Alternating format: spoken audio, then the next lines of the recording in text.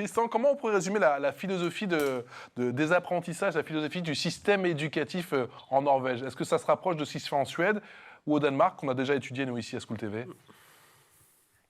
Alors, je connais pas trop les autres systèmes scandinaves, mais comme j'ai été au lycée en France, c'est plus inclusif. D'accord. Donc, il y a beaucoup plus. Les relations entre professeurs et élèves sont hyper importantes. Et il n'y a pas cette distance entre le professeur et l'élève comme peut y avoir en France. Donc, c'est très différent à ce niveau-là.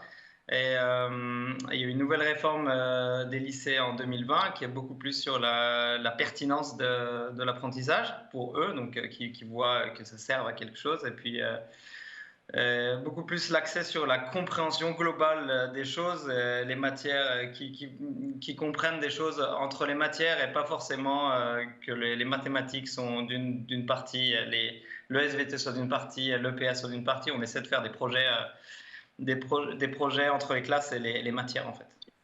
Est-ce que, Christelle, vous diriez que l'empathie, c'est l'une des pièces maîtresses, la pièce centrale de cette éducation, et cela dès le plus jeune âge pour les petits Norvégiens? L'empathie.